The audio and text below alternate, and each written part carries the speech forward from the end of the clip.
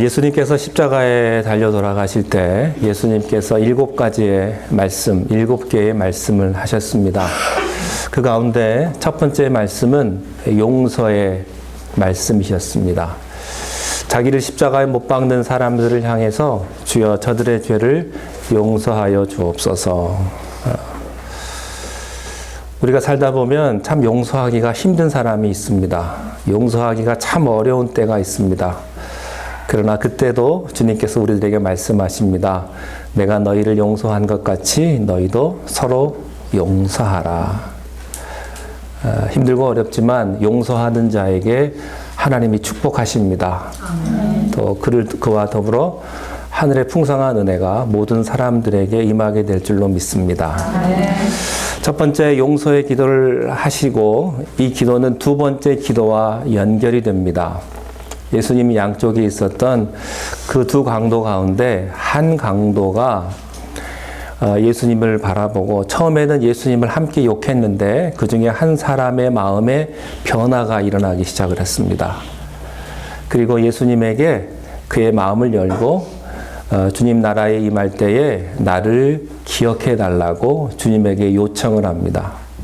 그 요청을 받고 예수님께서는 오늘 내가 나와 함께 낙원에 있을 것이다. 첫 번째 용서의 기도를 하신 다음에 그리고 한 사람이 마음 가운데 회심을 하고 주님을 바라보게 되었습니다.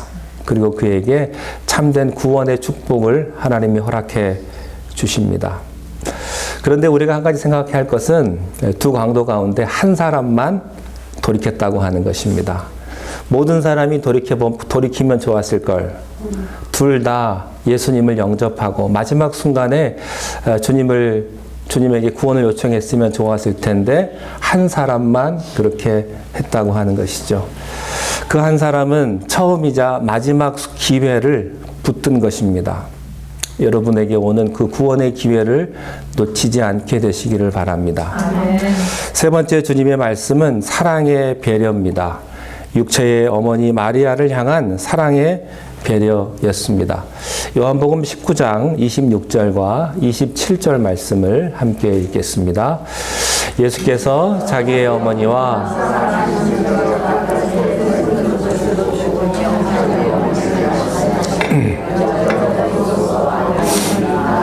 하시고 또 제자에게 이르시되 보라 내 어머니라 하신대 그때부터 그 제자가 자기 집에 모시니라. 인간이 가장 이기적일 때가 있다면 아마 죽음을 앞둔 때일 것입니다. 그런데 주님은 십자가에 달려 돌아가시면서도 어머니를 걱정하셨습니다. 이때는 육체의 아버지인 요셉은 아마 돌아가신 지 죽은 지 오래된 것 같습니다. 그리고 장남인 예수님도 돌아가시고 나면 그 당시의 여인들은 생계가 막막해집니다. 그뿐 아니라 어머니는 자기 아들이 십자가에서 죽어가는 처참한 장면을 보았습니다. 아마 그 트라우마 때문에 평생을 고통과 아픔 가운데 살아갈지도 모를 것입니다.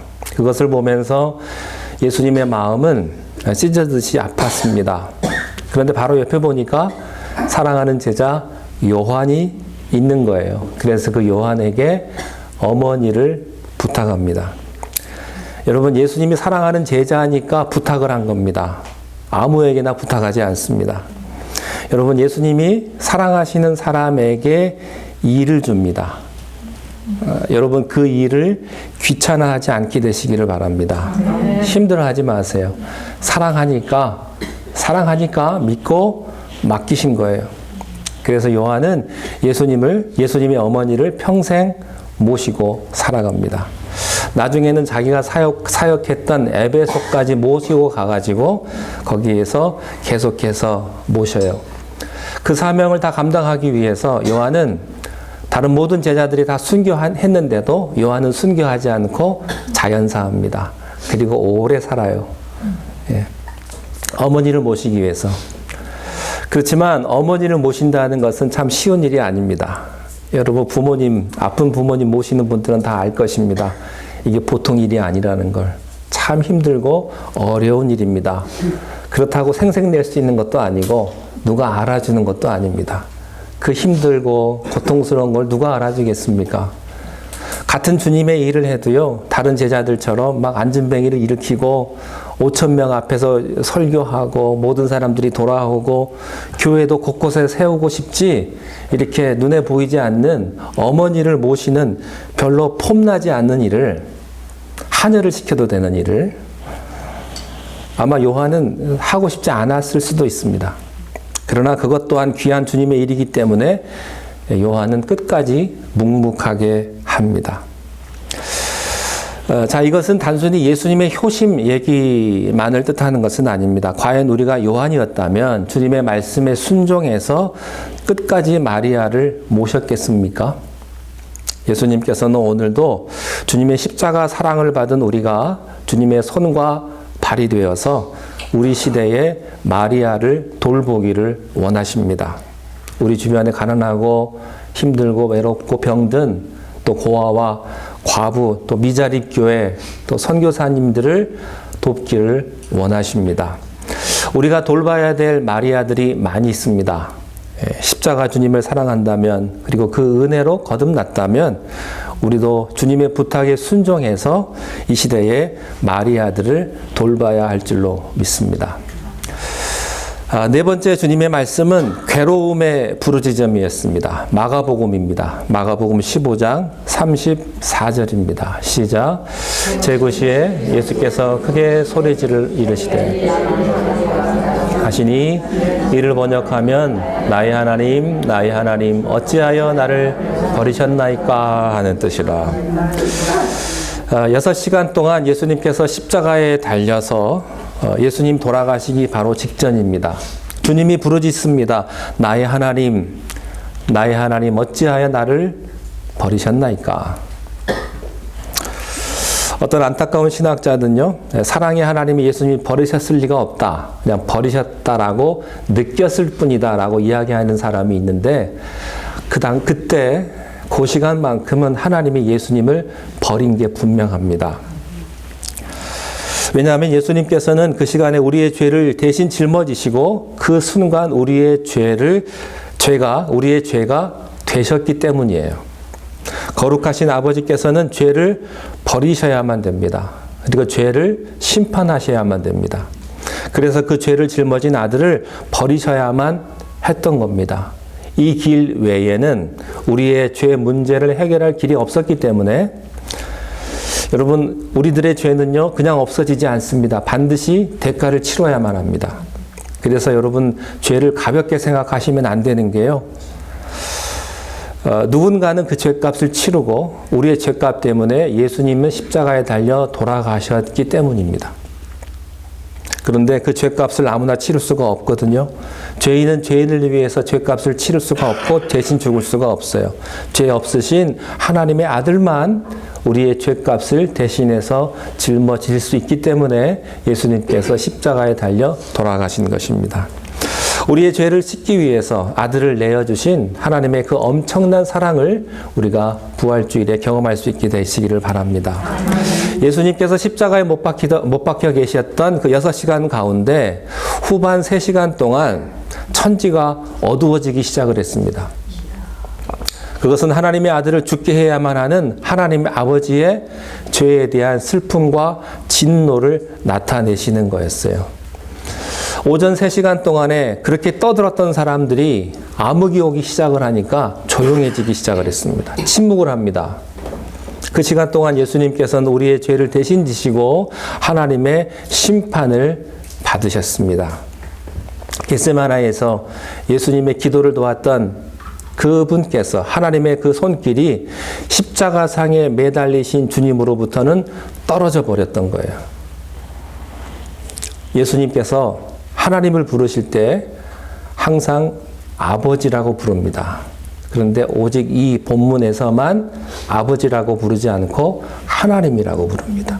나의 하나님, 나의 아버지라고 하지 않고 나의 하나님 어찌하여 나를 버리셨나이까. 왜냐하면 이 순간에는 예수님께서 우리 인류의 모든 죄를 대표하는 그런 존재였기 때문입니다. 그래서 하나님과의 교제가 끊긴 거예요. 이것이 주님이 마셔야 했던 가장 고통스러운 잔이었습니다. 다섯 번째 주님의 말씀은요, 고통의 외침이었습니다. 요한복음 19장 28절 함께 읽겠습니다. 그 후에 예수께서 모든 일이 이루어진 줄 아시고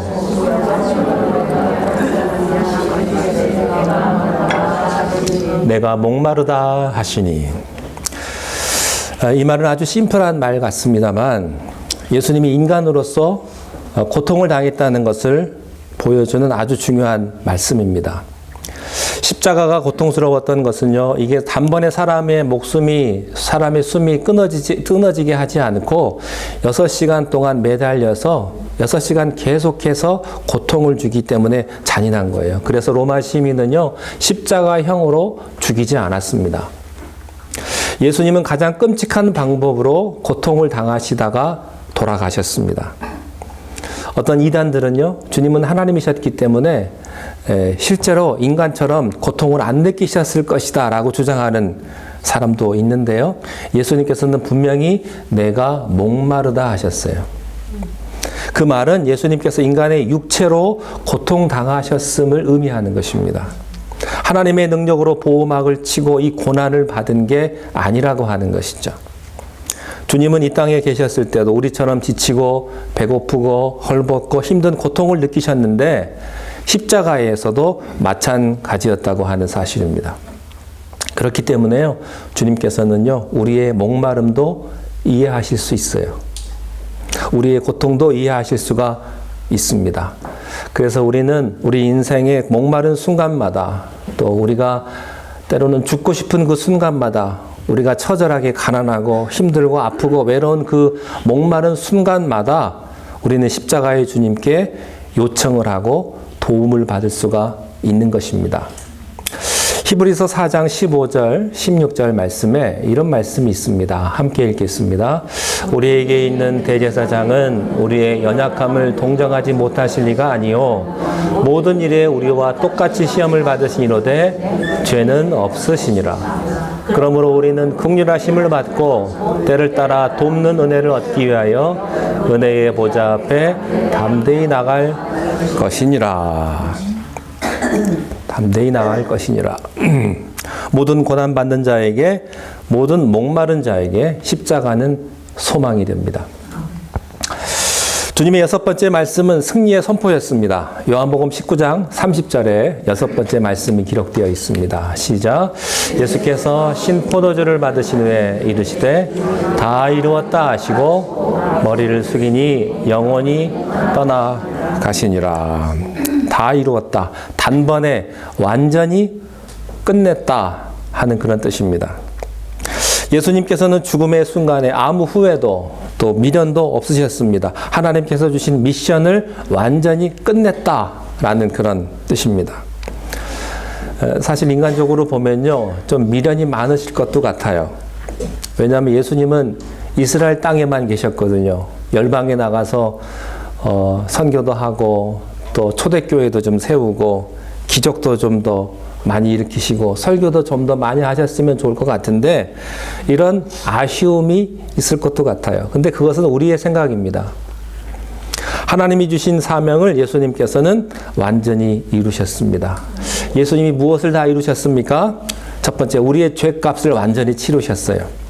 구약시대에도 제사가 있었죠. 희생 제물로 바쳐진 사람들의 죄값을 치렀지만, 희생 제물을 통해서 사람들의 죄값을 치렀지만 양을 잡아서, 세상에 있는 모든 양을 잡아가지고 제사를 드린다 한들, 제물로 바친다 한들 우리의 죄가 얼마나 깨끗해지겠습니까? 완전히 우리의 죄 문제가 해결되지 않는 거예요. 그래서 우리의 죄는 어딘가 불안하고 어딘가 불완전한 거예요. 그래서 구약시대 제사장들은요, 성전에서 사역을 할 때 앉아있지를 못했습니다. 무조건 서 있었어야 됐어요. 왜냐하면 이게 완전하지가 않거든요. 그만큼 그들의 제사가 불완전했다는 뜻이죠. 그들의 사역에 끝이 없었다는 것이죠. 그러나 주님께서는 우리의 죄값을 완전히 치르는 어린 양이 되셨습니다. 6월절 어린 양이 죽는 바로 그 날에 보통 어린 양, 6월절에는 어린 양을 제사를 드릴 때 낮 12시부터 오후 3시 사이에 양을 잡아가지고 6월절 제사로 드렸는데 예수님은 가장 마지막 순간 오후 3시에 6월절 어린 양처럼 제물로 바쳐진 것입니다. 예수님은 온 인류의 죄값을 완전히 치를 수 있는 어린 양이셨습니다. 고대 시대에는요, 물건값이 완전히 다 치러졌을 때, 셈이 다 끝났을 때, 테텔라스타이, 다 이루었다라는 말을 한다고 합니다. 완전히 값을 치루었다 하는 거예요. 주님께서는 우리 모두의 죄값을 완전히 치루셨습니다. 그러므로 십자가를 완전히 붙잡는 사람은요, 죄의식으로부터 자유해야 합니다. 예. 근데 이거를 어떤 분은 믿지 못하는 분이 있어요. 예수님이 용서를 하셨는데 계속해서 옛날에 용서받은 죄를 자꾸 끄집어내는 거예요. 옛날에 용서받았는데 또 기도할 때마다 그 죄를 다시 끄집어내가지고 다시 환기시키는 사람이 있습니다. 나를 또 용서해달라는 거예요. 죄의식, 죄책감으로 가지고 살아가는 분들은요, 예수님의 피값이 아직 충분하지 않다고 말하는 겁니다.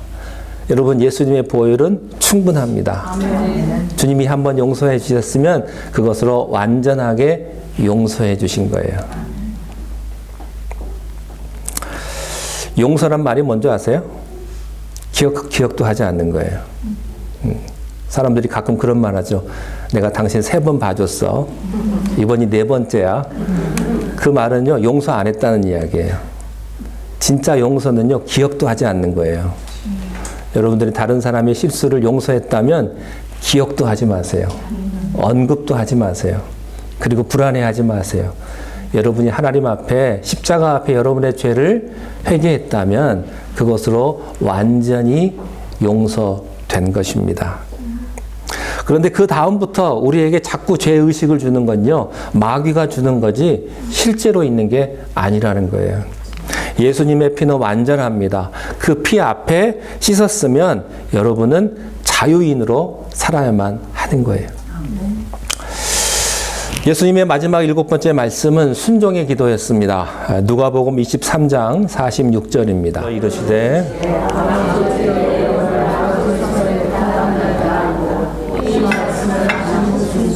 숨지시니라. 아버지여, 내 영혼을 아버지 손에 부탁하나이다. 예수님은 무기력하게 당하신 것이 아니고 자기의 의지로 생명을 내려놓으신 겁니다. 예수님이 생명을 내려놓으시기까지 그들은 예수님을 죽일 수가 없었어요. 여러분, 동물은 생명이 있지만 영혼이 없죠. 오직 인간만이 하나님과 교제할 수 있는 영혼이 있습니다. 그래서 예수님은 그 영혼을 누구의 손에? 아버지의 손에 부탁을 했어요. 아버지, 내 영혼을 아버지 손에 부탁하나이다. 어떤 이들은 말합니다. 독생자이신 예수 그리스도께서 돌아가셨는데 어찌 하나님은 침묵을 하고 계시는가? 그러나 아버지는 침묵하고 계시지 않았어요. 마태, 마가, 누가, 요한복음을 보면요, 예수님이 돌아가시기 3시간 전까지 칠흑 같은 어두움이 이 땅을 덮었고 마지막에는 지진이 일어나고 땅이 흔들리고 바위가 터지고 성막의 휘장이 뜯기는 그런 놀라운 일들이 일어났다고 하는 것이죠. 그것은 하나뿐인 아들을 죽게 하는 하늘 아버지의 가슴이 터지는 것이다. 예, 그의 슬픔이었다고 하는 것이죠. 예수님께서 십자가에 돌아가실 때 하나님은 멀리 계시지 않고 바로 옆에 계셨습니다. 그의 고통을 덜어가 주시지는 않았지만 인류의 구원을 그 예수 그리스도의 죽으심으로 우리의 구원을 이루어 주셨다고 하는 것입니다. 십자가에 달린 독생자 예수님을 눈물로 참고 지켜보셨던 우리 하나님께서 고통 속에 있는 여러분도 외면치 않고 지켜보고 계심을 믿으시기 바랍니다. 아멘. 여러분이 병들었을 때, 사업이 망했을 때, 또 사람에게 배신을 당했을 때, 인생의 실마리를 어떻게 풀어야 될지 모를 때 주님은 여러분 옆에 계십니다. 내가 단지 못 느낄 뿐이에요. 여러분의 눈물을 헤아리고 계세요. 그리고 여러분들에게 말씀하십니다. 내가 내 아들의 십자가의 죽음을 지켜보았듯이 너의 고통을 내가 지켜보고 있다. 내가 너와 함께 할 것이다. 나는 내 하나님이 될 것이다. 이렇게 말씀을 하십니다. 그러므로 어떤 힘든 상황 속에서도 그 하늘 아버지를 믿고 순종할 수 있기를 바랍니다. 그 하늘 아버지의 손에 여러분의 영혼을 부탁하십시오. 여러분의 생명도 하나님께 온전히 맡기십시오. 그러면 하나님께서 여러분을 책임지실 것입니다. 자기의 영혼을 하나님께 맡긴 사람은요, 예수님처럼 죽음의 마지막 순간에도 아름답습니다. 그리고 그 마음 가운데 평안이 있어요. 그리고 감사가 있습니다. 십자가는 우리에게 이 땅의 삶이 끝이 아니라는 것을 보여줍니다. 아니, 새로운 시작임을 우리들에게 보여줍니다. 고대 시대에는요, 배가 항구에 닿으면 한 사람이 꼭 먼저 뛰어내렸다고 합니다. 닷줄을 가지고. 그리고 그 사람이 육지에 올라가 가지고 육지의 가장 단단한 곳에 그 닷줄을 묶고 그 닷줄을 끌어서 배에 정박을 했다고 합니다. 그걸 닷으로 사용해서 배 전체를 항구에 묶었다고 해요. 히브리서의 저자가 이 장면을 상상하면서 우리보다 앞서 영혼의 문을 여신 예수님을 이렇게 묘사했습니다. 히브리서 6장 19절 20절입니다. 시작. 우리가 이 소망을 가지고 있는 것은 영혼의 닷 같아서 튼튼하고 견고하여 휘장 안에 들어가나니 우리로 앞서가신 예수께서 멜기세덱의 반차를 따라 영원한 대제사장이 되어 우리를 위하여 들어가셨느니라. 예수님께서는 십자가 전에 제자들에게 말씀하셨어요. 내가 너희를 고아와 같이 두지 아니하겠다. 반드시 내가 돌아온다. 내가 너희를 위하여 영원한 처소를 예비하러 간다고 말씀하셨습니다. 예수님의 십자가는 끝이 아닙니다. 영원한 나라가 있다는 것을 우리들에게 보여줍니다. 그 나라의 문을 여는 주님의 십자가를 우리들에게 보여주는 것이죠. 주님 부활하셨습니다. 우리를 위해 부활하셨습니다. 그 부활을 믿고 주님 앞에 모든 삶을 맡기는 자에게 하나님의 풍성한 은혜와 축복이 함께하는 줄로 믿습니다. 기도하겠습니다. 죽음 권세에 이기시고 부활하신 우리 주 예수 그리스도를 바라봅니다. 우리가 세상에서 힘들고 고통당할 때에도 우리를 눈동자와 같이 지키시고 우리와 함께 하셨던 하늘 아버지의 마음을 우리가 다시 한번 깨닫게 하시고 우리의 삶이 다시금 태어나며 우리의 마음이 다시 한번 열리게 하시고 주를 향하여서 부활의 기쁨으로 우리의 모든 삶을 살아가는 주님의 백성들로 우리를 이 시간 축복하여 주옵소서. 이 시간 주님의 살과 주님의 피를 먹고 마실 때 주님 십자가를 묵상하며 주님 앞에 참 기쁨과 감사함을 드리며 이 땅에서의 모든 삶을 주님 앞에 맡겨드리기를 원하는 우리 사랑하는 모든 발리오 성도님들 가운데 주께서 함께하여 주시고 참 믿음으로 주님을 바라보며 주님 은혜 가운데 귀한 성찬식을 진행할 수 있도록 성령님께서 이 시간 함께하여 주시옵소서. 우리의 모든 죄가 주님 앞에 다 용서되게 하였음을 우리가 또한 믿습니다. 참 자유인으로 살아가게 하시고 그리하여 하나님의 영광을 위해 살아가는 우리 모두가 다 되게 축복하여 주옵소서. 예수님의 이름으로 기도하옵나이다. 아멘.